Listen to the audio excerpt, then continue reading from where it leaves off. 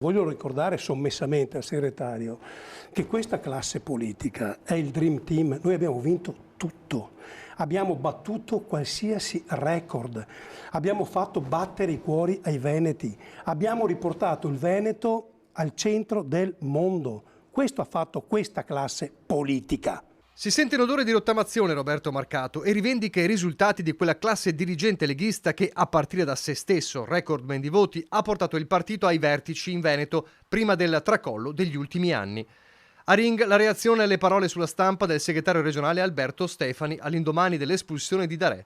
Quel cambiare la classe politica non va proprio giù. La classe politica che vorrebbe rottamarci fino ad oggi ha collezionato la sconfitta di Padova, la sconfitta di Verona, la sconfitta di Vicenza, il doppiaggio di Fratelli d'Italia in Veneto che fa il miglior risultato d'Italia, probabilmente la perdita del prossimo presidente, se non sarà Zaia, in Veneto. L'unico punto di contatto con Stefani è quel basta con la nostalgia. Anche per Marcato le velleità di Darè difficilmente porteranno a qualcosa. Non è d'accordo con l'espulsione, ma ha sempre ribadito che l'insulto a Salvini non poteva essere accettato. Condanna i modi, ma non la sostanza, perché i risultati in Sardegna e Abruzzo per la Lega sono preoccupanti. Quello che io continuo a chiedere al mio partito è di fermarci e fare una riflessione profonda.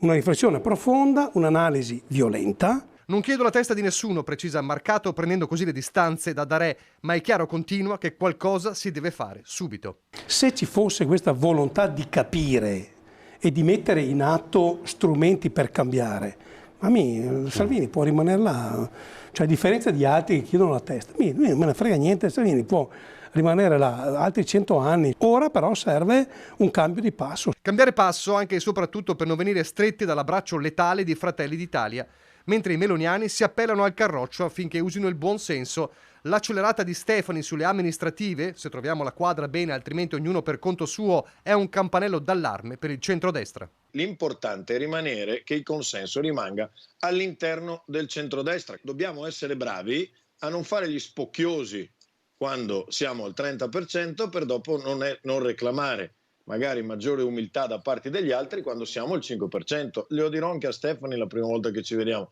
Non ha nessun senso che noi facciamo tattica, perché di tattica si muore. Dove abbiamo un candidato valido, noi cercheremo di fare in modo che quello sia il candidato. Dove il candidato non è nostro, è giusto che noi si porti acqua a quello che è il miglior candidato. Se partiamo tutti da questi presupposti, secondo me la quadra la troviamo anche velocemente. Però purtroppo, ripeto, ogni tanto ho l'impressione che si faccia più tattica e un po' personalistica che strategia.